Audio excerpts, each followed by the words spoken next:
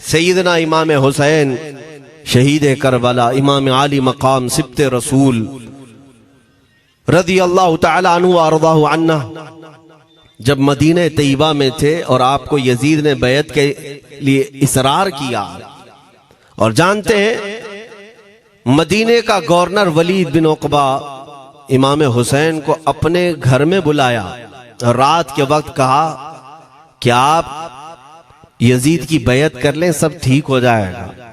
आपने एक तारीखी जुमला फरमाया था, आज वो सब मुसलमानों को याद होनी चाहिए। इमाम हुसैन ने ये नहीं कहा मैं हुसैन रसूलुल्लाह का नवासा यजीद की बैत करूंगा फासिक व फाजिर की, ये नहीं कहा आपने। तवज्जो चाहता हूं, आपने ये नहीं फरमाया, बल्कि ये फरमाया मुझ जैसा उस जैसे की बैत कैसे कर सकता है। ये क़यामत तक आने वालों के लिए मैसेज है, हुसैन जैसा कभी भी यजीद जैसे की बैत नहीं कर सकता, और ना ही वैसों की ताकत को वो मान सकता है। और अल्हम्दुलिल्लाह हमारी माओ ने बचपन से हमें हुसैन को ही सुनाया है, यजीद को नहीं। इसलिए आज अगर किसी तख्त पर यजीद बैठा हो तो हमें डर नहीं लगता इस बात का कि वो गर्दन उड़ा देगा, हमें इस बात का खौफ नहीं लगता कि फांसी पर चढ़ा देगा। हमें इस बात का यकीन है कि अगर हमारे टुकड़े भी हो जाएंगे तो इंशाअल्लाह हमारी रूह करबला जरूर पहुंचेंगी। इमाम हुसैन के साथ क़यामत के दिन उठाए जाएंगे, हक बात करते हुए अगर दुनिया से जाएं। अजीज़ान गिरामी वक़ार, मैं तारीख की चंद झलकियां आपके सामने रखूंगा। मुझे हुक्म भी हुआ है, बहुत जल्दी वक्त खत्म हो जाएगा, समेटना है। मैं चंद मिसालें आपके सामने रखता हूं। ताकत किसे कहते हैं, क़ुव्वत किसे कहते हैं।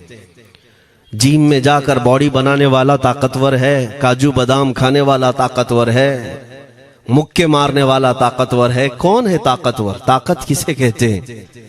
मेरे अजीजों, असल ताकत तो ये है कि तुम इस्तेमाल अपने हाथ पैर कुछ भी ना करो, लेकिन खलबली दूसरों में मची रहे। ये असल ताकत है, ये रब ताला की तरफ से दी हुई होती है इनाम में। वरना आप सोच सकते हैं कि हुसैन आजम के साथ जो लोग आए थे वो कुल काफिला कितना था। अलग अलग रिवायतें, इमाम हुसैन के साथ 135 लोग थे, बाज रिवायात में है 96 थे, 96 लोग थे, बाज रिवायत में 82 थे। शहीद होने वालों की तादाद 72 है। लेकिन इस बात पर अक्सर उलमा मुहद्दिसीन का ख्याल है कि 82 लोग थे, 82 लोग थे। 82 के मुकाबिल में कितने लोगों को आना चाहिए रास्ता रोकने के लिए? अगर किसी आम आदमी से भी पूछे तो डबल कर दो, ट्रिपल कर दो, 4 गुना ज्यादा कर दो। नहीं, 82 को रोकने के लिए पहले 1000 लोग आए, फिर वो 1000 के बाद 4000 प्लस आए, 5000 लोग सिर्फ 82 लोगों को रोकने के लिए आए रास्ता। फिर ये लोग 4 दिन तक रास्ता रोकते ही रहे, 5000 लोग मिलकर। 10वीं मुहर्रम होने से पहले पहले फिर तकरीबन 16000 लोग आए, यानी तकरीबन पूरे टोटल मिलाकर 22000 के करीब, 21000 समथिंग कुछ। 22000 की फौज क्या माने रखती है? किसको रोकने के लिए? 82 लोगों को। इसी से समझ में आता है असल ताकत किसे कहते हैं। ताकत इसी को कहते हैं कि उधर 3 दिन के भूखे और प्यासे हैं, उनके खीमों में साजो सामान भी नहीं, जंग के असबाब भी नहीं, और वो जंग की नीयत से भी नहीं गए। उसके बावजूद 22000 के सीनों में जो खलबली मची है, दुनिया इसी को समझ नहीं पा रही है। अगर दुनिया ये समझती है क्वांटिटी का नाम ताकत है तो हम उसको रद्द करते नहीं, क्वालिटी का नाम ताकत है। ईमान ये असल ताकत है। और एक तारीखी बात मैं आपके सामने रखता हूं। इमाम हुसैन का रास्ता रोकने के लिए सबसे पहले यजीद की फौज से जो शख्स आया था उसको हुर बिन यजीद कहते हैं। हुर बिन यजीद अर्रियाई 1000 का लश्कर लेकर के ये इमाम हुसैन का रास्ता रोकने आए। 2 दिन तक इधर उधर घुमाते रहा, और जब जब नमाजें होती रही, इमाम हुसैन मुसल्ला इमामत पर हैं और ये यजीदी इक्तिदा भी कर रहे हैं। हर जमात इमाम हुसैन के पीछे हो रही है। लेकिन मैं आपको बताता हूं 10वीं मुहर्रम से पहले इमाम हुसैन ने खुतबा दिया और यजीदियों से कहा, क्या तुम मेरी हैसियत को नहीं जानते? मैं फातिमा जहरा का बेटा हूं, हैदर कर्रार का नूर नजर हूं, रसूलुल्लाह का नवासा हूं। मेरी निस्बतें क्या तुम्हें नहीं मालूम? तुम मेरे खून से अपने हाथों को न रंगो। मैं तुम्हारे पास ऑप्शन रखता हूं, मैं इस रास्ते से अपने वापस मदीने की तरफ जाता हूं या किसी साहिल की तरफ या दिमश्क जाऊंगा। जंग करना नहीं चाहता तुमसे। ये 3 ऑप्शन जब इमाम हुसैन ने रखा तो यजीदियों ने एक को भी कबूल नहीं किया।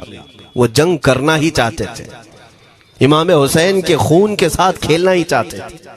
लेकिन जो हुर बिन यजीद है, तवज्जो चाहता हूं, जो खुद इमाम हुसैन का रास्ता रोकने के लिए आया, उसके दिल में ये बात आई और उसने आकर के 10वीं मुहर्रम को यजीदियों से कहा, मियां मान लो हुसैन की बात, 3 में से कोई एक बात मान लो, हम जंग नहीं करना चाहते, वो रसूलुल्लाह के बेटे ही तो हैं।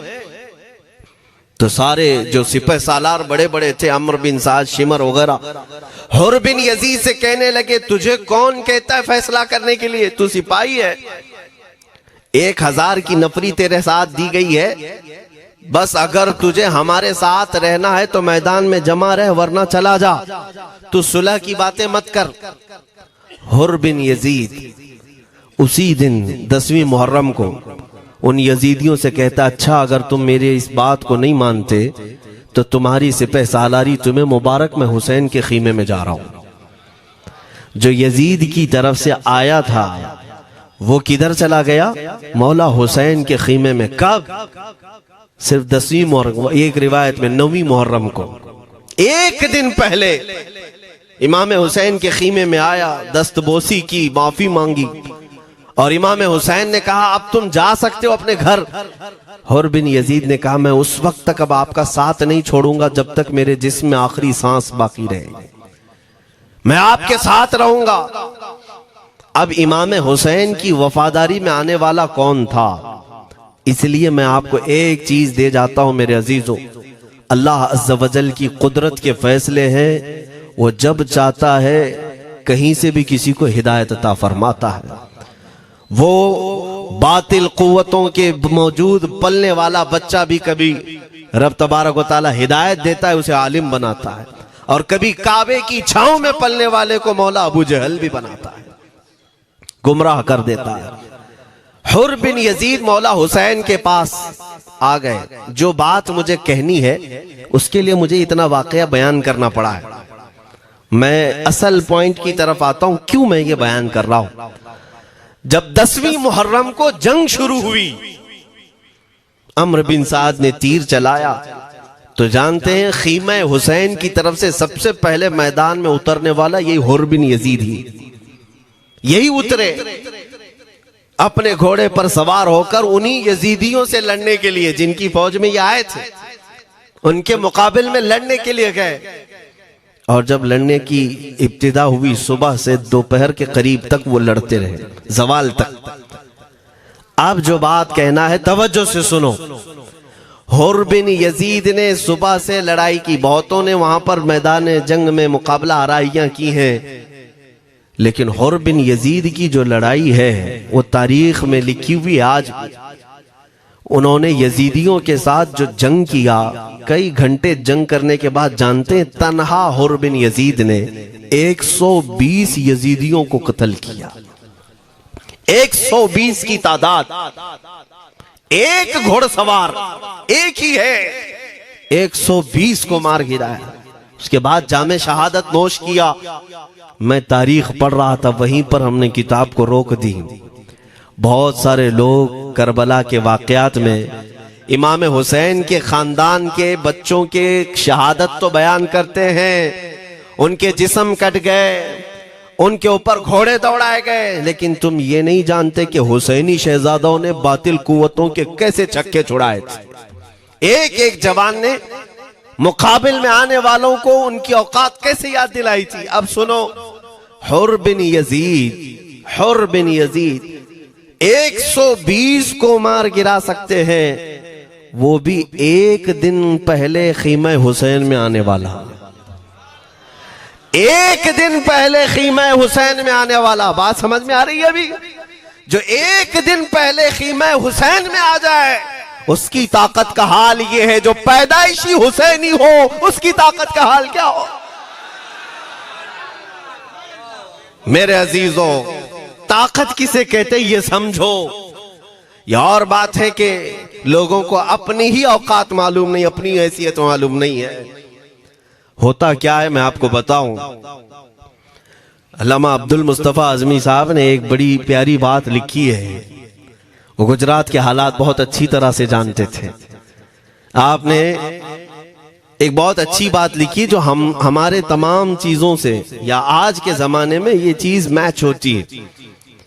एक ताजिर तिजारत करने के लिए निकला, उसके पास कुछ कीमती हीरे थे, कीमती हीरे थे, और वो हीरों की तिजारत करता था। और एक चोर उसके पीछे पड़ गया, और वो चोर रोजाना वो चोरी करने के चक्कर में रहता था कि जब रात को ये ताजिर सोए तो मैं ये हीरे निकाल लूंगा।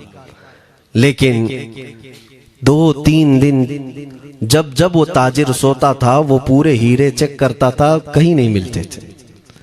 थक गया चोर। 3 दिन के बाद उस ताजिर को उसने पूछा, चोर ने कहा कि तुम हीरे रखते कहाँ हो? दिन भर तो तुम्हारे पास होते, रात में कहाँ जाते? तो उस ताजिर ने कहा, अकल का अगर तू इस्तेमाल करता तो तुझे बात समझ में आती। रोजाना मैं तेरे ही जुब्बे में रात को ये हीरे रखकर खुद सो जाता था।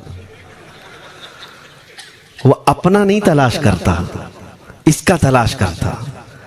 बिला तशबीह हो बिला तमसील। मेरे अजीजों, तुम्हारे पास जो ताकत है तुम्हें उसका अंदाजा नहीं। तुम जो मोहब्बत मुस्तफ़ा सल्लल्लाहु अलैहि वसल्लम की शमा अपने सीने में रखते हो, मौला करीम का वादा है तुम्हारे साथ, काना हक्कन अलैना नस्रुल मोमिनीन। रब ताला फरमाता हमने अपने ऊपर लाजिम कर लिया है कि ईमान वालों की मदद करें। और हमने मदद देखी है, रब ताला की मदद देखी है। आज के इन हालात में मुझे बताओ, भौंकने वाले भौंक ही रहे हैं, बाकी तुम्हारा क्या बिगाड़ लिया, क्या तुम्हारा खराब किया?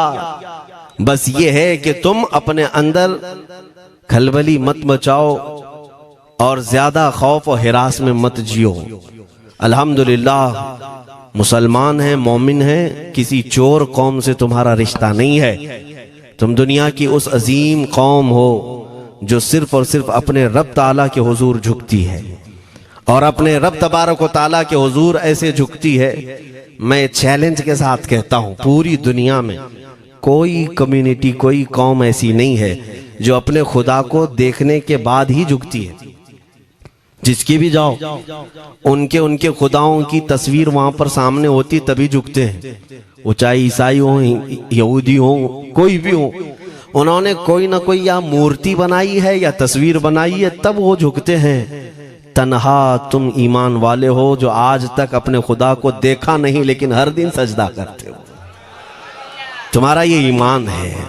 और कुरान में शुरू में ही अल्लाह ताला ने जो तारीफ फरमाई सूरह बकरा में, युमिनून बिल गैब, अल्लाह फरमाता है ये वो लोग हैं जो गैब पर ईमान रखते हैं, देखा नहीं।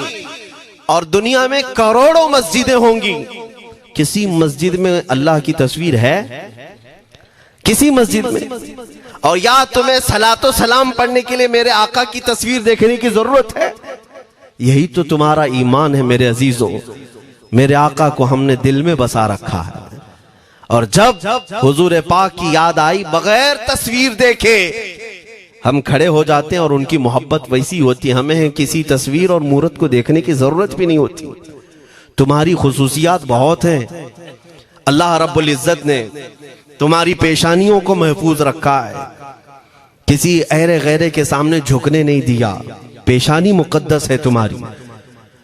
हाँ, ये तो नहीं है कि तुम किसी दरख्त पर भी चले जाओ, पत्थर पर भी चले जाओ, चूहे पर भी झुक जाओ, सांप पर भी झुक जाओ, नहीं है। एक सहाबी हैं, ईमान लाने के बाद वो कहते हैं, या रसूल अल्लाह सल्लल्लाहु अलैहि वसल्लम, दो वाकयात ऐसे हैं जो जमाने जहालत में हम करते थे। एक वाकया याद करता हूं तो रोना आता है और एक वाकया याद करता हूं तो हंसी आती है। हुजूर ने फरमाया वो दोनों क्या है बताओ। उन्होंने कहा पहला वाकया तो ये है जिसको याद करके रोता हूं कि जवानी में जब हमारे घर बेटी पैदा होती थी तो हम उसका गर्दन मरोड़ कर दफन कर देते थे। आज मुझे वो बात याद आती है तो रोना आता है कि हमने ऐसे कई बच्चियों को दफन कर दिया। अरब वाले दामाद बनाना नहीं चाहते थे और बेटियों को पहले ही मार देते थे। ये वो सहाबी कहते हैं अब याद आती है बात तो रोना आता है। मेरे आका सल्लल्लाहु अलैहि वसल्लम ने फरमाया फिर हंसी किस बात पर आती है। कहते हैं जमाने जहालत में हमारे खुदा जो होते जिनकी हम इबादत करते थे तो जब सफर में जाना होता था तो आटा गूंद करके खुदा बना लेते थे, क्योंकि सफर में जाना है और हर जगह उनको साथ में रखना था खुदा को। वो साहब ही कहते हैं सफर के खुदा और होते थे, हवा का अलग, पानी का अलग, मिट्टी का अलग, सब लेकर के चलते थे। फिर हुजूर ने फरमाया हंसी किस बात पर आती है। वो कहते हैं बीच रास्ते में अगर खाना खत्म हुआ तो कभी खुदा का हाथ तोड़ के खाते थे, कभी पैर तोड़ के खाते थे। अरे मेरे अजीजों 1400 साल बाद आज जब आप हंस रहे हैं उस सहाबी को तो इस बात पर हंसी आती होगी। मैं ये बात सिर्फ इसलिए अर्ज कर रहा हूं कि शुक्र मनाओ अल्लाह रब्बुल इज्जत का कि तुम्हें रब तबारक व तआला ने उस कौम में पैदा किया है जिसका माथा सिर्फ वहदहू ला शरीक की बारगाह में झुकती है। तुम ईमान वाले हो। और मैंने आयत यही तिलावत की खुतबे में, वला तहीनु वला तहज़नु व अंतुमुल अअलौना इन कुंतुम मुमिनीन। घबराओ मत, परेशान मत हो, तुम सबसे ज्यादा सरबुलंद रहोगे अगर तुम ईमान वाले हो। ये कुरान की आयत है। ईमान किसे कहते हैं? ईमान किसे कहते हैं? यानी अल्लाह ने फरमाया अगर तुम ईमान वाले हो तो सबसे ज्यादा कामयाब हो। अब हम पूछते हैं रसूल पाक से ईमान किसे कहते हैं? मेरे आका की जुबान से सुनो, ला युमिनु अहदुकुम हत्ता अकूना अहब्बा इलैहि मिन वालिदिही व वलदिही वन्नासी अजमईन। हजरत अनस से रिवायत है, हुजूर पाक सल्लल्लाहु अलैहि वसल्लम फरमाते हैं तुम में से उस वक्त तक कोई कामिल ईमान वाला नहीं हो सकता जब तक अपने वालिदैन, अपने बच्चे, अपने और सारे इंसानों से ज्यादा मैं उसके नजदीक महबूब ना बन जाऊं। हुजूर से कामिल मोहब्बत जब तक ना करोगे तब तक ईमान भी कामिल नहीं है। खुलासा कलाम यही है कि मोहम्मद से वफा तूने तो हम तेरे हैं, ये जहां चीज है क्या लौह कलम तेरे हैं। बस इसी बात पर आपको आना है। इकबाल भी ये कहता है मैं जर्मनी गया, यूरोप का सफर किया, वहां की तरक्कियों को देखा और वो लोग बहुत आगे बढ़ रहे थे। मैं इसीलिए सफर किया कि मैं वहां तहकीक करके आऊं, देखूं, अपनी कौम को आकर के मैं बताऊं मुसलमानों को कि किस फील्ड में तुम जाओगे तो कामयाब होंगे। साइंस में, फिजिक्स में, ज्योग्राफी में, केमिस्ट्री में, मैथ्स में, कौन सी फील्ड में तुम जाओगे तो ज्यादा माहिर होगे। कई साल इकबाल ने वहां की खाक छानी, तहकीकात किया और वापस जब आया अपनी कौम की तरफ, अल्लामा इकबाल कहते हैं मैं सारी दुनिया वहां की यूरोप की छान करके आया, यही देखने गया था कि मेरी कौम किस मैदान में उतरे तो कामयाब होगी। तो लोगों ने पूछा क्या वो तुम्हें राज मिल गया? वो कहते हाँ मुझे राज मिल गया। लोगों ने पूछा किस मैदान में उतरे? तो इकबाल कहता है मैं तो राज को पहुंचा, अपनी कौम को बताता हूं तुम्हारी तरक्की का राज सिर्फ इतना ही है कि मोहम्मद से वफा तूने, कि मोहम्मद से वफा तूने तो हम तेरे हैं। ये जहां चीज है क्या लौह कलम तेरे हैं। सारी कामयाबी का असल राज मेरे आका से बेइंतहा मोहब्बत है। मैं दीनी शख्सियात की बात अपनी जगह पर, जो जिसको आप दुनियावी उलूम कहते हैं, लाओ मैथ्स का कोई बहुत बड़ा माहिर रियाजीदान या कोई साइंटिस्ट आपको ऐसा लगता हो, लाओ मेरे आला हजरत इमाम अहमद रजा फाजिल बरेलवी के सामने। जानते हैं आप उस आला हजरत फाजिल बरेलवी ने 55 उलूम पर अपनी तहकीकात लिख दी हैं। बाकी जानते कितने थे वो अल्लाह ही बेहतर जाने। एक बात मैं आपको बता रहा हूं, मैथ्स में, मैथमेटिक्स में उनके पास ऐसी ऐसी इजादात थी। एक किताब आला हजरत ने लिखी है ज्योमेट्री पर, आज के बच्चे जो कॉलेज पढ़ते हैं वो जानते होंगे। ज्योमेट्री की भी कई उसमें। अस्सलामु अलैकुम वरहमतुल्लाहि तआला व बरकातुहू। उम्मीद करता हूँ तमामी हज़रात खैर व आफियत से होंगे। अल्लाह तबारक व तआला से दुआ करता हूँ अल्लाह तबारक व तआला हम सभी को अपने हिफ्ज़ व अमान में रखे। जी हाँ दोस्तों, आज इस वीडियो के अंदर बात करने वाले हैं करबला की जंग को लेकर के, कि करबला की जंग कैसे शुरू हुई थी, किस तरह से करबला की जंग शुरू हुई है। पूरी हिस्ट्री को डिटेल के साथ जानिएगा, वीडियो के आखिर तक बने रहें। अब आइए मुकम्मल इत्मीनान और ध्यान के साथ में वीडियो को सुनते हैं। इस्लाम ने तुम्हें कायदे बनाकर दिखाए हैं प्रैक्टिकल।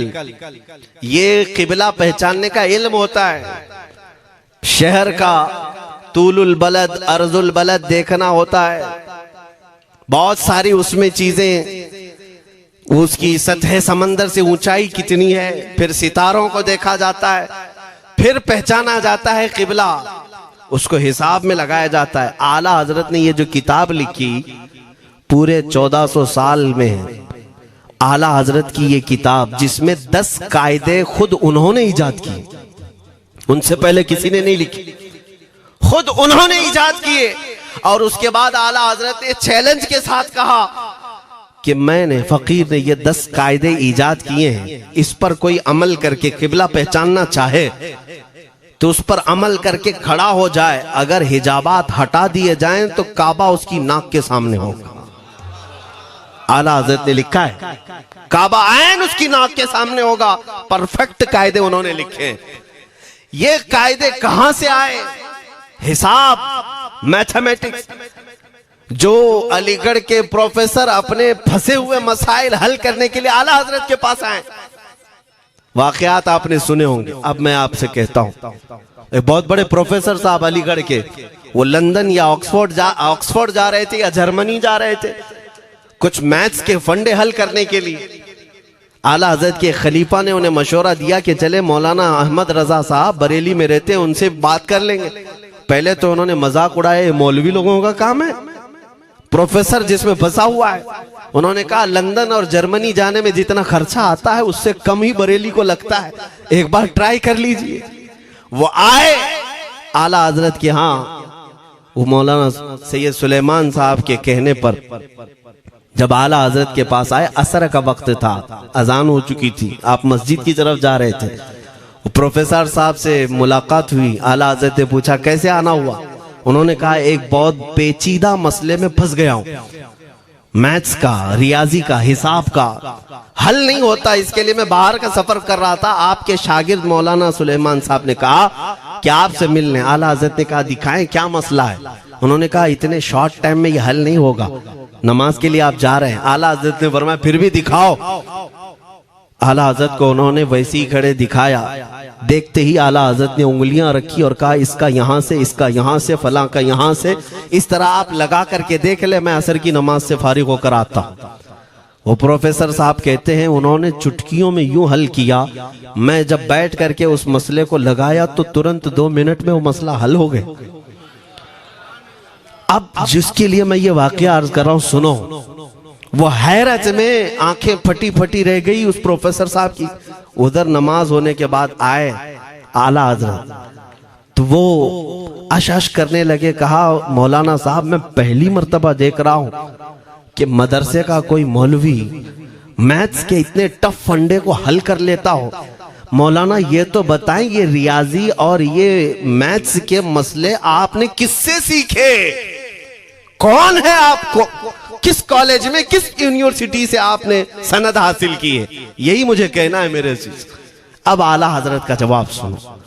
कहते हैं जनाब मैंने अपने वालिद से सिर्फ प्लस माइनस और मल्टीपल के मसले सीखे, जमा, नफी और ज़रब हमारे वालिद साहब ने बस इतना ही सिखाया।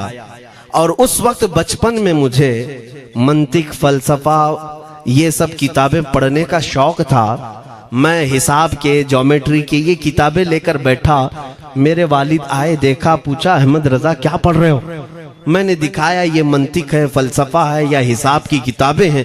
मेरे वालिद ने वो किताबें अपने हाथ में ले ली और कहा, जा रसूलुल्लाह की हदीसें पढ़, सदक़े में सारे इल्म दे दिए जाएंगे। आला हज़रत फरमाते हैं, उसके बाद मैंने अपनी जिंदगी मेरे मुस्तफ़ा के कदमों में लगा दी। ये जो आप देख रहे हैं ये मेरे मुस्तफ़ा के कदमों से छन कर मुझे मिला है।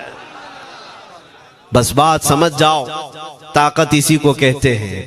नबी पाक सल्लल्लाहु ताला अलैहि वसल्लम से बेइंतहा मोहब्बत करने वाला वो दुनिया के किसी मैदान में भी तन्हा नहीं होता, तन्हा नहीं होता।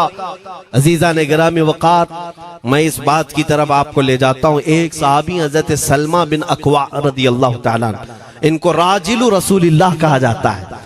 हुजूर सल्लल्लाहु अलैहि वसल्लम के ऐसे सिपाही जितने गज़वात में गए, जितनी जंगों में गए, कभी घोड़े पर नहीं बैठे, पैदल। और वह ऐसा पैदल चलते थे कि कोई घोड़ा भी उनके साथ नहीं पकड़ पाता उनको जब वो भागते थे। घोड़ा भी अपनी तेज रफ्तारी के बावजूद उन्हें नहीं पकड़ पाता। उनको वो लक़ब मिला था राजिलु रसूलिल्लाह, चल करके सफर करने वाला रसूलुल्लाह का सिपाही। एक बार ऐसा हुआ, एक बनु कार्रा का शख्स जिसका नाम अब्दुर्रहमान है, ये मुनाफिक था, खबीस था। इसने तकरीबन 400 लोगों को जमा किया, अपने हम मिजाज लोगों को, और मदीने पर रात के वक्त एक बगीचे पर हमला किया, पूरे बगीचे को आग लगा दिया। और उसके बाद फिर जो खजूरें थी वहां से सब लूट लिया, लूट करके अपने घोड़ों पर रख लिया और निकल पड़ा। उस वक्त सिवाय हजरत सलमा बिन अकवा के कोई नहीं था। उधर 400 लोग लूट मार कर रहे हैं और खजूरें जमा कर रहे हैं, और ये तन्हा साहबी। इस साहबी का हाल ये है, घोड़ा भी नहीं होता था कभी नहीं। अब इनको जलाल आया कि मेरे मुस्तफ़ा के शहर की एक खजूर भी मैं बाहर जाने नहीं दूंगा जो चोरी करके जा रहा है। उसके बाद आपने पीछा करना शुरू किया। और हकीकत देखें, आप जब हदीस पढ़ेंगे, आला हजरत ने अल मलफूज में भी इसको नकल फरमाया। जब तक मैं ये हदीस पढ़ रहा था, इतनी हंसी भी आती है और उनकी इस बहादुरी पर दिल खिल जाता है और सीना चौड़ा होता है कि वो अकेले किस बात पर भाग रहे थे। उनके पीछे 400 लोगों के पीछे भाग रहे। अच्छा, कोई ये कहे कि नादान आदमी है, 400 लोगों को नहीं देख रहा, अकेला भाग रहा है। हो सकता है इनको कोई कह दिया हो, लेकिन मुझे हैरत उन 400 पर हो रही है जो एक से डर के भाग भी रहे थे। वो भी भाग रहे हैं, एक दौड़ा रहा है और 400 भाग रहे हैं। वह अब्दुर्रहमान कार्रा का रहने वाला कारी भागा जा रहा है और सबसे कह रहा है, सलमा बिन अकवा से अपनी अपनी जान बचा लो। इसीलिए मैं कहता हूं ये बुज़दिल कौमें हैं, मेरे मुस्तफ़ा के गुलामों का मुकाबला करने की सकत नहीं रखती, जिसके सीने में इश्क़ मुस्तफ़ा हो। 400 भागते रहे और ये भगाते रहे बहुत दूर तक। जब हज़रत सलमा बिन अकवा भागते थे तो घोड़े भी पीछे पड़ जाते, और आप जैसे जैसे कोई घोड़सवार आता उसकी टांग पकड़कर खींचते और उसकी गर्दन पर पैर रखते, फिर आगे निकल पड़ते थे। न जाने कितनों को उन्होंने तन्हा अपने हाथों से गिराया, कोई मुकाबला करने को तैयार नहीं। गिराते भी हैं और उनकी गिरी हुई खजूरें जमा भी करते हैं कि मुझे मदीने वापस ले जाना है। उस सहाबी को मैं पढ़ता हूं, अजीजा ने गिरामी खजूरें जमा करते रहे और उन्हें भगाते रहे। आखिर में वो 10-10 की टुकड़ियों में बदल गए। वो अब्दुर्रहमान कार्रा का रहने वाला कहने लगा, एक साथ मत भागो, ये अकेले सबको भगा रहा है, 10 इधर जाओ, 10 उधर जाओ, 10 उधर जाओ। जालिमों, पलट कर मेरे मुस्तफ़ा के गुलाम का मुकाबला करके देखते हैं, लेकिन किसी से नहीं हुआ। वो पहाड़ की चोटियों में चले गए। हज़रत सलमा बिन अकवा पहाड़ पे भी चढ़ने लग गए। तो अब्दुर्रहमान कार्रा वो कहता है वहीं से चीख करके, सलमा बिन अकवा तुमको क्या चाहिए, क्यों पीछा कर रहे हो? कहा, मैं शहर रसूल की एक खजूर भी जब तक तुम्हारे पास होगी पीछा करता रहूंगा। उसने वहीं से अपने सारे साथियों को पुकार कर कहा, सारे लोग खजूरें फेंक दो, अपनी जान बचा लो। सबों ने खजूरें दे दी। हजरत सलमा बिन अकवा पूरी खजूरें जमा की है, कितनों को रोनते हुए वापस आने लगे। जानते हैं, एक सहाबी और है हजरत अबू कुतादा, जिनको फारिसु रसूलिल्लाह कहा जाता है। उनका घोड़ा दौड़ता हुआ, उनको दौड़ाता हुआ हजरत अबू कुतादा उस पर हैं और 10 लोग और साथ हैं। वो हजरत सलमा बिन अकवा की मदद के लिए आ गए। जब वो आए तो ये अक्सर को तो गिरा चुके थे, खजूरें ले भी चुके थे। हजरत अबू कुतादा 10 सहाबा के साथ जब आए, हजरत सलमा बिन अकवा की और मदद हो गई। अब ये मदीने आने लगे तो तवज्जो चाहता हूं। हजरत सलमा बिन अकवा ने पूछा, मैं तो अकेला दौड़ा रहा था, कोई मुझे न देखा था, ना ये वाकई की किसी को खबर थी, तुम यहां तक कैसे आए? तुमको किसने भेजा मेरी मदद के लिए? मुसलमानों याद रखो, मेरे मुस्तफा की वफादारी में जब कोई निकलता है तो कहां से मदद आती है अंदाजा भी नहीं होता। हजरत सलमा बिन अकवा ने उनसे पूछा अबू कुतादा से, तुम आए कैसे? हजरत अबू कुतादा ने जो जवाब दिया वो और ताज्जुब का था। कहा, हमने नहीं देखा, हमको मालूम भी नहीं तुम किसके साथ गए हो, हमें ये वाकया भी नहीं मालूम, लेकिन हम अपने खीमे में बैठे थे, हमारा ये घोड़ा दौड़ता हुआ है, ये घोड़ा दौड़ता हुआ आया और दोनों पैर बार बार उठा करके हिनहिनाने लगा। मेरा घोड़ा ऐसा कभी करता नहीं, वो जिहाद में जाने वाला घोड़ा है, फरमाबरदार है। अबू कुतादा ने उसको सहलाया लेकिन फिर भी वो खामोश नहीं हुआ। हजरत अबू कुतादा कहते, मैं पहचान लिया, वो अपनी पीठ पर मुझे सवार करना चाहता है। मैं इसकी पीठ पर बैठ गया। मेरे साथी भी ताज्जुब में थे, इतनी वक्त गुजर जाने के बाद घोड़े को न भूख लगी है न प्यास लगी है, ये कहां ले जा रहा है? अबू कुतादा कहते, ये घोड़ा है जो तुझ तक हम सबको ले आया है। हजरत सलमा बिन अकवा ने कहा, हाँ मुझे याद है, जब मैं उन 400 को दौड़ा रहा था तो तुम्हारा घोड़ा मुझे देख रहा था। पता ये चला दुनिया का हर जानवर भी मेरे मुस्तफा का वफादार है। अगर तुम नबी पाक सल्लल्लाहु अलैहि वसल्लम की इज्जत व हुर्मत के लिए उठते हो तो चूंटियां अपने सुराख में तुम्हारे लिए दुआ में मशगूल हो जाती हैं, मछलियां पानी में तुम्हारे लिए दुआएं करती हैं। अजीजा ने गिरामी वकार, आज मैं अपने जुमलों को समेटते हुए ये बात कहता हूँ, धोराजी की सरजमीन मैंने कभी सुना नहीं या कभी आपसे मुलाकात नहीं की, लेकिन इतना बड़ा मजमा हमें जो सुनने के लिए बैठा है, लोग मुसाफे के लिए आए, फूल हार पेश किए, टूट पड़ते हैं मुलाकातों के लिए। मैं अक्सर जलसों में भी और अपने प्रोग्रामों में ये कहता हूँ, मुझे जो आप इज्जत की निगाह से देखते हैं या मिलना चाहते हैं या देखना चाहते हैं या सुनना चाहते हैं, तो वो इसलिए नहीं है कि किसी बाप का, बड़े बाप का बेटा है या किसी सियासी पार्टी का नेता है। आपकी जो मोहब्बत है वो सिर्फ इसलिए है, ये नाज ये अंदाज हमारे नहीं होते, झोली में अगर टुकड़े तुम्हारे नहीं होते, या रसूल अल्लाह जब तक के मदीने से इशारे नहीं होते, रोशन मेरी किस्मत के सितारे नहीं होते। जो कुछ भी इज्जत मिली है हमें आज, वो किसी और सलाहियत की वजह से नहीं।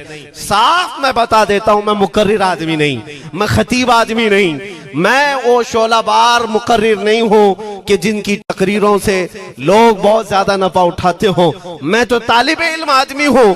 मेरे आका सल्लल्लाहु ताला अलैहि वसल्लम के लिए इतनी वफा करना जानता हूं कि मैंने यह अहद कर लिया है, मेरे जिस्म में जब तक खून बाकी रहेगा, एक भी सालिम कुत्ता मेरे आका की तरफ उंगली भी उठाए, हम अपनी गर्दन भी निछावर करने को तैयार रहेंगे।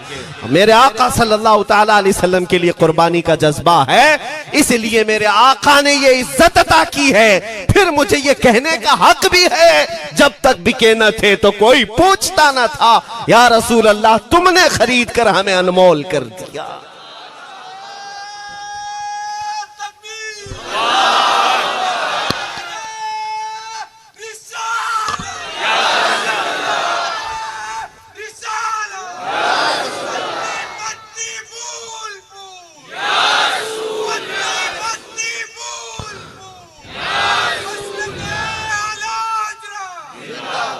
मेरे अजीजों, इस बात पर आज तुम्हारा इत्तिहाद होना है, आज तुम्हारा इत्तिहाद होना है। मैंने काफी इलाकों के दौरे की और देख लिए, लोग जो कहते हैं हम बिखरे हुए हैं, बटे हुए हैं, टुकड़ों में हैं, लेकिन मैंने सबको देखा, यकीनन फिरकों में भी बटे हैं, सिलसिलों में भी। हालांकि सिलसिलों में इख्तिलाफ होना नहीं चाहिए, जो सलासिल हक्का हैं वो सब मदीने तैयबा की नहरें हैं, इख्तिलाफात नहीं, लेकिन उसके बावजूद बटे हुए लोग हैं। एक दूसरे से मुसाफा नहीं करना चाहते, एक दूसरे के पीछे नमाजें नहीं पढ़ना चाहते, जो खाली सुन्नी होकर भी, ईमान वाले होकर के भी। मैं बहुतों से ये शिकायतें सुना कि हम में बहुत सारे इख्तिलाफात हैं, लेकिन इसका हल तकरीरें हैं, तहरीरें हैं, लोगों को समझाना है, इस्लाह करना है, सब करके देख लिया। लेकिन एक बात मैंने खुद प्रैक्टिकल देख लिया कि 1000 टुकड़ों में क्यों ना बटे हों, लेकिन मेरे मुस्तफ़ा का नाम आ जाए तो हर कोई मुत्तहिद नजर आता है।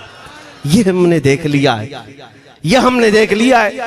किसी भी पीर से बैत क्यों ना हो, मैं दूसरों की बात नहीं करता, लेकिन मैंने पूरे हिंदुस्तान के कोने कोने में देखा है जाकर के, किसी भी सुन्नी सहीहुल अकीदा पीर से बैत क्यों ना हो, अगरचे उसके आपस के झगड़े हों, लेकिन हमने एक मजमे में मुझे सुनने वालों को, ऐसे इख्तिलाफ वालों को भी देखा, दोनों सुन रहे हैं, लेकिन जब हमने पूछा मेरे मुस्तफा करीम की इज्जत पर बात आए तो तुम में से कौन खड़ा हो सकता है, हर इख्तिलाफ रखने वाला भी ये कहता है या रसूल अल्लाह, ये जिस्म भी तुम्हारा, ये जान भी तुम्हारी, करूं तेरे नाम पे जां फिदा, न बस एक जां दो जहां फिदा, दो जहां से भी नहीं जी भरा, करूं क्या करोड़ों जहां नहीं, ये हर एक का नारा है।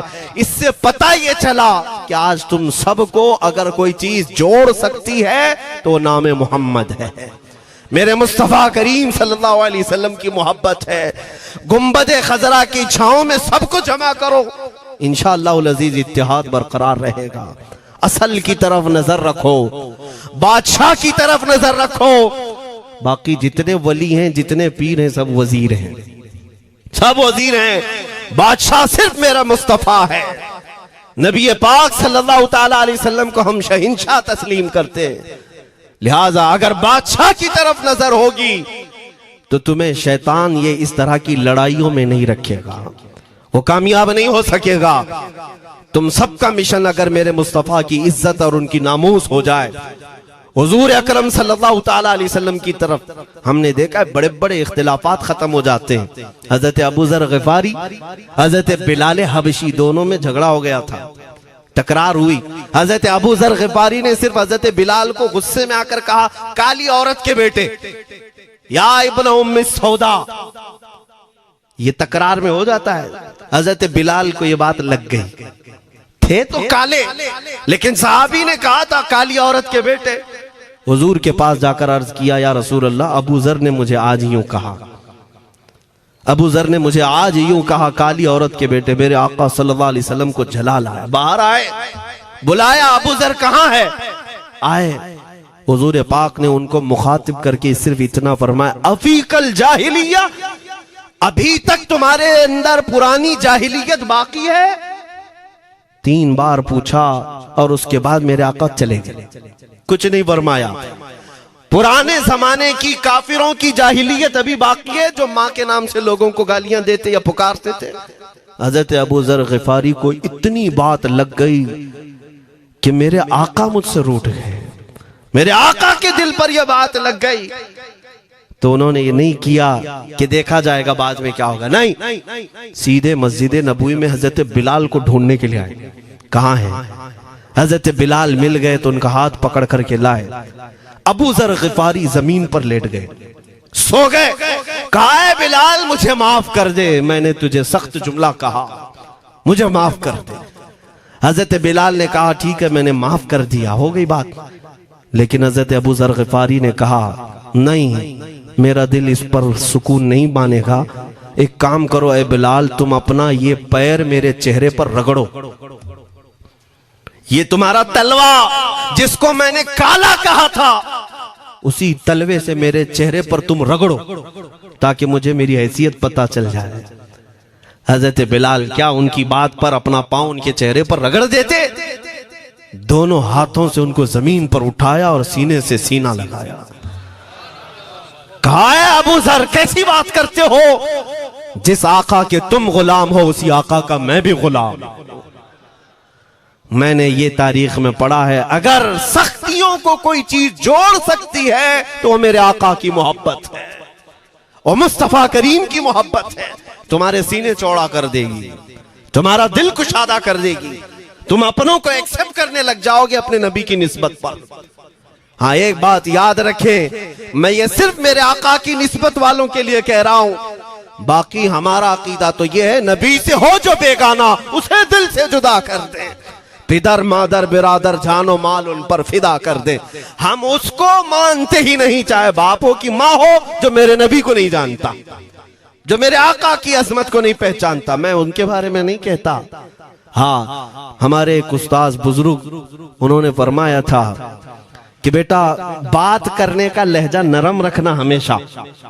बहुत सारे लोग हमारी तकरीरों को अभी अभी जो सुनते हैं वो कहते हैं बहुत कड़क बोलते हैं, सख्त बोलते हैं। मेरे अजीजों, पिछले 15 साल से करते हैं हम तकरीरें, अखलाकियात पर, तसव्वुफ पर बहुत सारे नरम अंदाज में गुफ्तगू करने के हम आदी थे। वो सब नहीं देखते, लेकिन जहां हम थोड़ा सा चीखते हैं या गरज के साथ बोलते हैं, वो बहुत जल्दी किसी को लगती है और कहते हैं आप बहुत कड़क लहजे में कहते हो। 90% हमने नरम लहजे में बात किया है, लोगों को अखलाकियात सिखाया है। चोरी, जिना, डकैती, सूद, शराब, इन सब की मजम्मत पर बयानात हमने रिकॉर्ड किए। वो सब नजर नहीं आता, लेकिन सख्त जुमले बहुत जल्दी नजर आते हैं। लेकिन ये मैं क्यों करता हूं वो भी आपको बता दूं। हमारे एक बुजुर्ग उस्ताद ने फरमाया, कहा कि बेटा नरम गुफ्तगू करने की आदत रखना, इसलिए कि मेरे आका सल्लल्लाहु अलैहि वसल्लम की सुन्नत है नरमी से कलाम करना। लेकिन एक बात याद रखना, जिंदगी भर नरमी से बात करो, लेकिन मुस्तफा करीम सल्लल्लाहु अलैहि वसल्लम की एहानत या दुश्मनी किसी में देखो तो फिर न तुम्हारी जुबान मीठी होनी चाहिए, न दिल नरम होना चाहिए, न दिमाग ठंडा होना चाहिए। हाँ, ये ईमान का तकाजा है। हम जो सख्त बात करते हैं, लोगों को ऐसा लगता है कि इतना कड़क नहीं बोलना चाहिए। तुम्हें पता भी नहीं हज़रत उमर फारूक कितना बोलते थे। हाँ, उमैर बिन वहब एक शख्स था जो हुजूर के कत्ल का इरादा करके आया था मक्का से। सफवान नाम का एक और शख्स, उमैर नाम के 2 लोग हतीम काबा में बैठकर मीटिंग करके आए, क्योंकि सफवान का बाप जंग बदर में मारा गया था, उमैर का बेटा जंग में कैदी होकर हुजूर के पास कैद था। दोनों का प्रॉब्लम सेम था। दोनों लोग हतीम काबा में बैठ करके फैसला करते हैं। सफवान ने कहा, मैं तुझे बहुत पैसे दूंगा, एक तलवार को जहर में बुझा कर जाओ मदीने और मोहम्मद का कत्ल करके आओ सल्लल्लाहु अलैहि वसल्लम। उमैर बिन वहब तलवार छुपा करके मदीने आया, लेकिन जिस वक्त वो आया, हजरत उमर फारूक चंद सहाबा के साथ मस्जिद नबवी के बाहर खड़े थे। देखते ही उसकी गर्दन में जो है ये गमछा डाला, रुमाल, और कहा, खुदू हादल कल, पकड़ो इस कुत्ते को। हजरत उमर की जुबान से निकलेंगे, कहते हैं पकड़ो इस कुत्ते को। यही वो है जो बद्र के अंदर, मैदान बद्र में मक्का वालों को भड़का रहा था जंग पर हुजूर के खिलाफ। यहाँ मदीने में आया है, पकड़ो इसको। हजरत उमर बाहर ही सब कर देते, लेकिन कहा कि मैं हुजूर से पूछ के आता हूँ इसका करना क्या है। मेरे आका के पास गए, कहा या रसूल अल्लाह, शैतान कुरैश आया है, कुरैश का शैतान आया है, उमैर बिन वहब, और मुझे लगता है वो बुरी नीयत से आया है।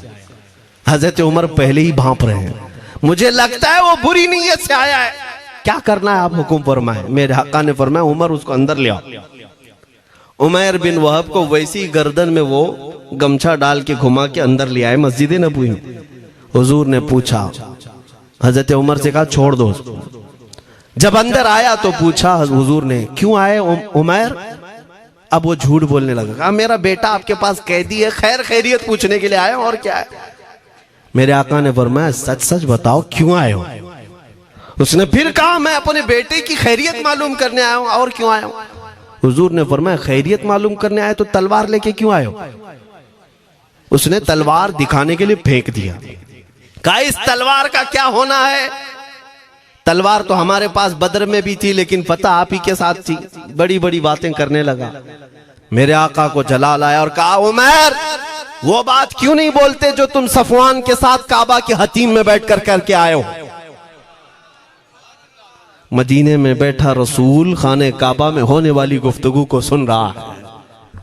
दूर नजदीक के सुनने वाले वो काने लाले करामत पे लाखों सलाम। ये हदीस मौजूद है, सही हदीस है। इसी हदीस के तर्जुमानी करते हुए हम तो ये अकीदा रख ही सकते हैं ना, हम यहाँ से पुकारें वो वहां से सुने, मुस्तफा की समाअत पे। हाँ, ये अकीदा बरेली वाले का जो है वो अपने पेट का अकीदा नहीं, ये सहाबा का अकीदा है। मेरे अजीजों, जब मेरे आका ने फरमाया वो बात बताओ जो हतीम काबा में करके आए हो, अब थर थर थर कांपने लग गया। इससे इस रसूल से क्या छुपाएं जो हतीम काबा में तन्हाई में होने वाली मीटिंग को भी जानता हो। कहा अब मैं क्या बताऊं जब आपको सब मालूम है। अब मैं जो कहना चाहता हूं वो ये है, अशहदु अन्नका मुहम्मदन रसूलुल्लाह, मैं गवाही देता हूं कि आप मोहम्मद अल्लाह के रसूल हैं सल्लल्लाहु अलैहि वसल्लम। ईमान ले आए। अब सुनिए मेरे अजीजों, ईमान लाने के बाद हुजूर पाक सल्लल्लाहु अलैहि वसल्लम ने तलकीन फरमाई कि अब इस्लाम पर कायम रहो, ईमान पर बरकरार रहो। कत्ल करने के लिए आया, मेरे मुस्तफा का गुलाम बन गए। अब उसके बाद हजरत उमर क्या कहते हैं, हजरत उमर जो गमछा गले में डाल के अंदर लाए थे, अब गले में हाथ डालकर बाहर ले जाते हैं। और बाहर जो साथी खड़े थे उन सबको मुखातिब करके कहते हैं, लोगों सुनो। हजरत उमर के अल्फाज सुने, कहते हैं थोड़ी देर पहले ये जो शख्स तुम देख रहे हो, मुझे खिंजीर इससे अच्छा लगता था। अल्लाह, ये लफ्ज भी है, वल्लाही इन्नी लअहब्बु खिंजीरन मिन हाज़ा। कहते हैं कि इससे बेहतर मैं खिंजीर को समझता था, क्योंकि ये दुश्मन रसूल था। लेकिन अब सुनो ऐ लोगों, अब मेरे सगे बेटे से ज्यादा मुझको ये अजीज है, इसलिए कि मेरे आका का गुलाम। यही ईमान है, यही ईमान है। अजीजान गिरामी, खुलासा कलाम मेरी बात का यही है, मोहम्मद की मोहब्बत दीन हक की शर्त अव्वल है। इसी में हो अगर खामी तो सब कुछ नामुकम्मल है। इकबाल ने क्या खूब कहा था, अगर पहचानना हो तो मेरे अजीजों पहचानो, तुम मेरे आका सल्लल्लाहु अलैहि वसल्लम के कदमों तक अगर पहुंच गए तो यही दीन है। बमुस्तफ़ा बरसा खैश के दी हमाउस, गर्ब उन रसीदी तमाम बुल हबीस। अपने आप को हुजूर तक पहुंचा दो, इसी का नाम दीन है। और अगर वहां तक नहीं पहुंच सके, जिंदगी पूरी अबू लहब की तरह है। हो ना ये फूल तो बुलबुल का तरन्नुम भी ना हो, चमने दहर में कलियों का तबस्सुम भी ना हो ना ये साकी तो मैं भी ना हो, खुम भी ना हो, बस में तौहीद दुनिया में ना हो, तुम भी ना हो। या रसूल अल्लाह, खीमा अफलाक का इस्तादा उसी नाम से है, नबज़ हस्ती तपश आमादा उसी नाम से है। दश्त में दामने कोहसार में मैदान में है, बहर में मौज की आगोश में तूफान में है, चीन के शहर मराकश के बयाबान में है, और पोशीदा हर मुसलमान के ईमान में है। वो मेरे आका की जात ही है, हर जगह है, और उसी की तरफ हमें सबको मुतवज्जे होने की आज जरूरत है। ताकत किसका नाम है, मैंने शुरू इसी बात से किया था, इसी पर खत्म करता हूं। ताकत और कुव्वत सिर्फ बॉडी बनाने को नहीं कहते, ताकत और कुव्वत सिर्फ और सिर्फ काजू बादाम खाने को नहीं कहते। ताकत और कुव्वत उसके अंदर है जो देखने को अगरचे कमजोर लगता हो, लेकिन दुश्मनों के सीने उसकी याद से ही आज भी खलबली मच जाती हो।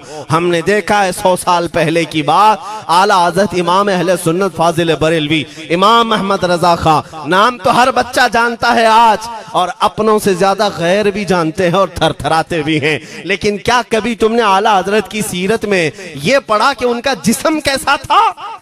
उनका जिस्म कैसा था? बहुत लहीम शहीम, चौड़े सीने वाले, बड़े बाल वाले, ऊंचे चेहरे वाले? नहीं मेरे अजीजों, तारीख में आप पढ़ोगे आला हजरत कसरत से लिखने की वजह से, कसरत से इबादत की वजह से, जिस्मानी एतबार से बड़े दुबले पतले थे, बड़े दुबले पतले थे। लोग देखने वालों ने यह कहा है, जिस्मानी साख्त ऐसी नहीं थी कि कोई पहलवान नजर आता हो, दुबले पतले थे, नहीफ थे, देखने में कमजोर लगते थे। लेकिन मजाल है जब वो आशिक रसूल का कलम चलता था, कलम चलता था, और वो भी यूं पुकार कर कहता था, ये रजा के नेज़े की मार है, क्यादू के सीने में गार है, किसे चारा जोई का वार है, कि ये वार वार से पार है। और फिर उन काफिरों को कहा था उस इमाम अहले सुन्नत ने, किल के रजा है खंजरे खूंखार बरकबार। ये कोई दावा नहीं कर सकता आज। किल्क किसको कहते हैं समझा भी देता हूं मैं आपको। किल के रजा, आला हज़रत अपने कलम को कह रहे हैं, किल्क मतलब कलम, रजा का कलम कैसा है? खंजरे खून खार बरकबार, यानी खून पीने वाला खंजर और चमक पैदा करने वाली जो बिजली होती है। आला हज़रत बड़े नरम दिल भी थे, रहम दिल भी थे।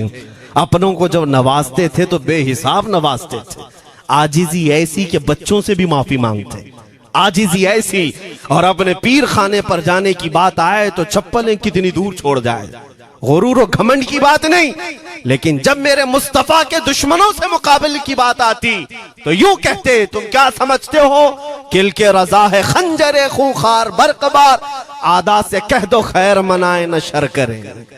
ये बात ईमान के तकाजे की है। मैं आज हर आलिम से मिंबर पर बैठे हुए और हर मोमिन से यही कहना चाहता हूं, जो मेरे मुस्तफा की इज्जत की बात आए सर चढ़कर बोलना सीख जाओ। मेरे आका ने फरमाया है, जालिम और जाबिर बादशाह के सामने हक बात का ऐलान करना सबसे अफजल जिहाद है। और ये तो कर ही सकते हो। उन पाखंडियों को लफ्ज़े जिहाद से भी डर लगता है और लफ्ज़े जिहाद पर ही बड़ा प्रोपेगेंडा करते हैं। मुझे इस बात का कोई खौफ नहीं। हाँ, लोग ये कहते हैं मौलाना जिहाद के लफ्ज पर थोड़ा साइड होकर के बात कर लेते हैं। तुम बुज़दिल क्यों बने जा रहे हो? लफ्ज़े जिहाद एक पाकीज़ा लफ्ज है, मुकद्दस लफ्ज है। इस लफ्ज को अगर निकाल दिया तो मेरे आका की आधी सीरत खत्म हो जाएगी। कैसे बताओगे नबी पाक की सीरत? बदर को क्या कहोगे? तकरार हुई थी। खंदक, ओहद, तबूक, खैबर, ताइफ, ये सब को क्या कहोगे? तकरार हुई थी। जिहाद लफ्ज है, सेल्फ डिफेंस का नाम है। इतना हक तो हर एक को है मेरे अजीजों। लेकिन ये तो आज मैं ये बात भी नहीं कर रहा हूं तुमको तलवार उठाओ, बंदूक उठाओ, गोली मारो, बंदूक से लो, ये सब बातें तो हम करते भी नहीं, हमें जरूरत भी नहीं। लेकिन हमें पता है हमारे अल्फाज ही काफी हैं। मेरे आका सल्लल्लाहु ताला अलैहि वसल्लम की मोहब्बत जिसके सीने में हो, मेरे आका ने जब ये फरमाया है कि हक बात का ऐलान करना सबसे अफजल जिहाद है, तो इस पर तो हर कोई आज अमल कर सकता है। हक बात कहो, मिंबरों से कहो, और ट्रस्टियों से भी कहता हूं उलमा को कहने की आजादी भी दो कि वो बुज़दिल न बनाए, खौफ न रख रजा जरा, तू तो है अब्दे मुस्तफा। एक बात समझ करके चले, हम मुल्क के खिलाफ, कानून के खिलाफ नहीं बोलना चाहते। मुल्क हमारा भी है, देश हमारा भी है, और यहाँ के कवानीन जिस पर हम अमल कर रहे हैं, खुशी से अमल कर रहे हैं। लेकिन इन जालिमों ने क्या बना दिया है, इनके नजदीक देश पूरा मोदी है। हाँ, इन साहब के बारे में मत बोलो, वो देश है। कल को अगर नहीं रहे तो देश चला जाएगा। मेरे अजीजों, किसी व्यक्ति, किसी शख्स की गलत पॉलिसियों पर तनकीद करने का नाम देश के खिलाफ बोलना नहीं है। हम अपने देश से मोहब्बत ऐसी करते हैं, ऐसी करते हैं। आज भी आजादी का दिन है ना, आजादी का दिन है। ये लगे हाथों ये बात कह करके गुजरता हूं। आज भी जाकर के देखें, इंडिया गेट पर सबसे ज्यादा शहीदों के नाम जो लिखे गए हैं वो मुसलमानों के हैं। इनको क्या पता है 1857 से जो अंग्रेजों के खिलाफ लड़ रहे थे, ये लड़ रहे थे। आजादी का परचम सबसे पहले बुलंद करने वाला कोई संगी नहीं था, वो शहीद टीपू सुल्तान था। सबसे पहले तोपमैन हिंदुस्तान का, अंग्रेजों के खिलाफ आवाज बुलंद करने वाला। पूरे अंग्रेज उसके खिलाफ खड़े थे। इनको आज बोलने की तौफीक भी नहीं मिलती। और उसके अलावा वो उलमा की बात कहां चली गई आज? अंग्रेज तारीखदान ने लिखा है कि सबसे ज्यादा हमें खतरा हिंदुस्तान में मुसलमानों से था, और हमने दिल्ली से लेकर कश्मीर तक कोई एक झाड़, कोई एक दरख्त बाकी नहीं था जिसमें हमने एक आलिम को लटकाया नहीं था फांसी पर। जिनकी तादाद गिनी गई है तो तकरीबन 26,000 उलमा को इन्होंने फांसी दी थी, दिल्ली से लेकर कश्मीर तक। मुझे बताओ, जजीरा अंडमान निकोबार में किसको भेजा इन्होंने? मौलाना फजल हक खैराबादी, इनायत अहमद काकोरवी, ये तमाम वो लोग हैं। अल्लामा इनायत अहमद काकोरवी, जिनकी किताब आज तकरीबन हर मदरसे में पढ़ाई जाती है, इल्म उस्सिक़ा। ये किताब यहाँ चटाई पर बैठकर लिखी हुई नहीं, उस जेल की दीवारों पर लिखी हुई किताब। उसको पढ़ करके आज बच्चे आलिम बनते, हम भी पढ़े। ये वो लोग हैं जिनको सिर्फ और सिर्फ हक बात कहने की बुनियाद पर जिंदगी भर जेल में डाल दिया गया। आज ढूंढ करके निकालो मौलाना फजल हक खैराबादी का मजार कहाँ है? और अंडमान निकोबार में, जहां काला पानी की सजा दी जाती थी। किफायत अली काफी का नाम सुना है मेरे अजीजों? ये नाम का जिक्र आना तो हक बनता है आज की रात जरूर। मुरादाबाद शहर का वो आलिम रब्बानी, वो सिर्फ और सिर्फ मुजाहिद आजादी नहीं बल्कि फना फिर रसूल भी था। आप इसी से अंदाजा लगा लें, आला हजरत जैसा आशिक, हदायके बख्शिश लिखने वाला। आला हजरत के अशार तो पता है ना, इमामुल कलाम कहते हैं। आला हजरत की नातों को इमामुल कलाम कहते हैं। सारे कलामों का इमाम आला हजरत की नाते हैं। पढ़ करके देख लो, वजद आ जाए हुजूर की नाते। लेकिन उस आला हजरत से पूछा गया, आप किसकी नाते पसंद करते हैं? आला हजरत फरमाते हैं, मैं सिर्फ दो ही लोगों की नाते सुनता हूं, या तो हसन रजा बरेलवी की या अल्लामा किफायत अली काफी की। आला हजरत जिसकी नाते सुनते हो, इसी से अंदाजा कर सकते हो किफायत अली काफी कौन थे। मैं अक्सर जगहों पर इनका तस्करा करता हूं ताकि बच्चों के जहनों में ये बात मुंतकिल हो जाए। अब मैं आपको बताऊं, उनकी जुबान में अल्लाह ने वो ताकत दी थी कि वो जब इश्क रसूल पर बोलते थे तो हजारों का मजमा रोने लगता था, उनकी तरफ आ जाते। और अंग्रेजों को ये बात कतान पसंद नहीं थी। उन्हें कई तरह से गिरफ्तार करने की कोशिश की गई। आखिरकार एक मुनाफिक के जरिए से मौलाना किफायत अली काफी को गिरफ्तार करने के लिए अंग्रेज आए। कितने जानते हैं? 3000 लोग आए एक आलिम को गिरफ्तार करने। हमेशा कुत्ते झुंड में ही आते हैं। हाँ, मॉब लिंचिंग भी जो है ना, कुत्ते झुंड में ही करते हैं। किफायत अली काफी रहमतुल्लाह अलैह को गिरफ्तार करके ले गए दारुल इमारत में। अंग्रेजों ने रात के वक्त किफायत अली काफी के कपड़े खोले और उनके जिस्म पर गर्म इस्त्री फेरी। इस्त्री से पूरा दागते थे और जब चमड़ी जल जाती थी तो उस पर नमक छिड़कते थे। हफ्ता भर तक अल्लामा किफायत अली काफी को उन्होंने ये दर्दनाक सजाएं दी। बीच में कई मर्तबा उनको सामने ऑफर रखा, तुम बदल लो अपनी बातें, छोड़ दो अपनी इस कौम को वरगलाना, छोड़ दो ये सब जो तुम तकरीरें करते हो, हम अपने हुकूमत में तुम्हें ले लेंगे, वजीफा भी देंगे, ओहदा भी देंगे। किफायत अली काफी रहमतुल्लाह अलैह ने फरमाया, तुम गलत जगह हाथ मारे हो।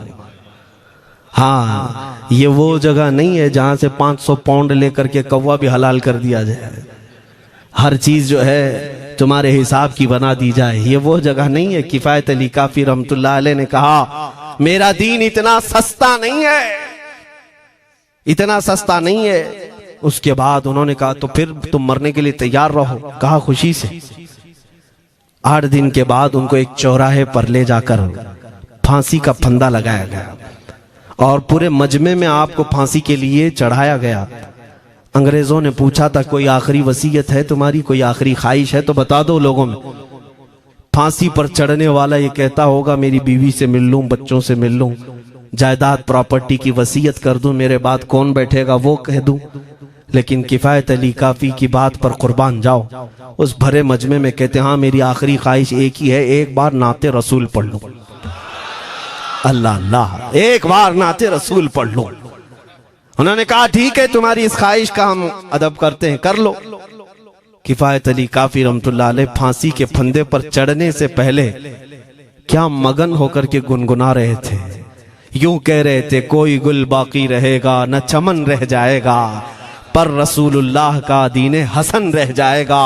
अतलसो कम ख्वाब की पोशाक पे नाजा न हो, इस तने वे जान पर खाकी कफन रह जाएगा।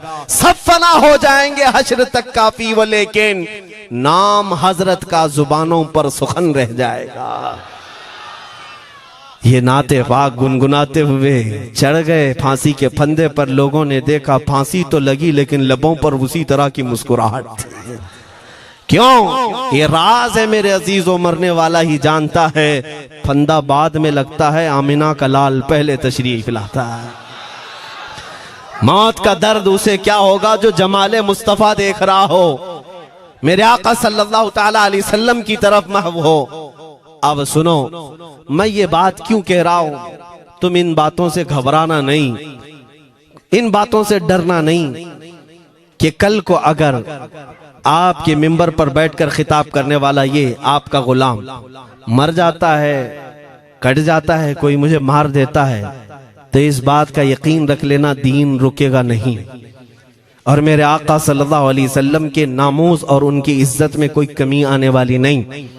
हमारे मर जाने से कुछ नहीं होना है, इसलिए कि हर सुन्नी बच्चा जानता है इस्लाम जिंदा होता है हर करबला। हम मरने के बाद इस बात का यकीन रखते हैं, अगर हमारी मौत हो गई इस रास्ते में तो इस्लाम की आबियारी होगी, इस्लाम और फूलेगा फलेगा। और हुआ यही, किफायत अली काफी को फांसी का फंदा देकर 8 दिन तक जश्न मनाया था अंग्रेजों ने।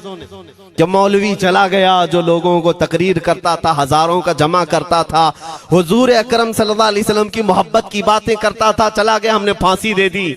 लेकिन इन जालिमों को मालूम नहीं मेरे खुदा का कानून क्या है, कुदरत खुदाबंदी का कानून क्या है। मुरादाबाद शहर में ये किफायत अली काफी को 1857 के पहले फांसी दे रहे हैं, और उसी साल मुरादाबाद के करीब बरेली शहर में अल्लाह ताला अहमद रजा पैदा कर रहा है। तुम एक आशिक को फांसी दिए, हुजूर पाक के चाहने वाले को तुमने फांसी देकर ये समझा कि आप खत्म हो गया इश्क की बातें करने वाला। लेकिन कुर्बान जाओ मोहब्बत मुस्तफा पर, मेरा रब ऐसे इन मक्कारों के मकर को फेरता है कि फौरन अल्लाह ताला ने ऐसा आशिक पैदा किया कि फिर बरेली की तरफ से उठने वाली आवाज एक शहर में, एक बस्ती में नहीं, दुनिया के कोने कोने में पहुंच गई। आज 100 साल हो गए उस मर्दे कलंदर इमाम अहले सुन्नत को दुनिया से गए हुए, लेकिन हर मस्जिद की मिंबर और मेहराब आवाज देती है मुस्तफा जाने रहमत पे लाखों सलाम, शमे बज़ में हिदायत पे लाखों सलाम। और फिर हमारे बच्चे भी ये आज कह जाते हैं, डाल दी कल्ब में अज़मत मुस्तफा, सय्यदी आला हजरत पे लाखों सलाम। ये निजाम है मेरे मौला का, एक चिराग तुम बुझाओगे मौला 100 चिराग रोशन फरमाएगा। हाँ, इंशाअल्लाहुल अज़ीज़ इस बात पर हम सबको जमा होना है। अल्लाह करीम हमें हमारी खोई हुई ताकत व कुव्वत अता फरमाए। आप रब तबारक व तआला की बारगाह में ये दुआ करें कि ऐ रब्बे जुल जलाल, जब तक जिंदगी बाकी है मौला मुझे तेरे नबी के वफादारों में शुमार फरमा। इसलिए मैं जब भी हुजूर की बारगाह में अरीजा पेश करता हूँ तो ये जरूर कहता हूँ, आका बद हैं तो आपके, भले हैं तो आपके, टुकड़ों पे यही के पले हैं, रुख किधर करें, तुझसे जो मुंह छुपाएं तो करें किसके सामने। या रसूल अल्लाह, क्या किसी और से तवक्को नजर की है? हमारा मानना तो ये है, मैंने देखा भी है अपने बच्चों को, और हम कहते हैं मेरे आका की बारगाह में, आका गुनहगार तो हो गए लेकिन आपके गद्दार नहीं है, गद्दार नहीं है। जब तक गद्दार नहीं होंगे मेरे आका की तरफ से तुम्हारे लिए हमेशा इस्तकबालिया खुला रहेगा। आओ मेरे अजीजों, इस बात पर मैं गुफ्तगू को खत्म करता हूँ। आज के इस उर्स मुबारका में, और आज आजादी की ये रात है, हम बारगाह मुस्तफा में अरीजा पेश करते हैं, या रसूल अल्लाह, आपको इस वतन से बूए वफा आई थी, मेरे आका इस वतन की तरफ नजरे करम फरमा दे।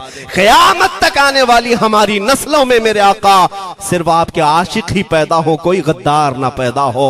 हमारी दुआ यही है मेरे आका, मैं मुजरिम हूँ आका, मुझे साथ ले लो कि रस्ते में हैं जा बजा थाने वाले, चमक तुझसे पाते हैं सब पाने वाले, मेरा दिल भी चमका दे चमकाने वाले। व आखिरु दावाना अनिल हम्दुलिल्लाहि रब्बिल आलमीन।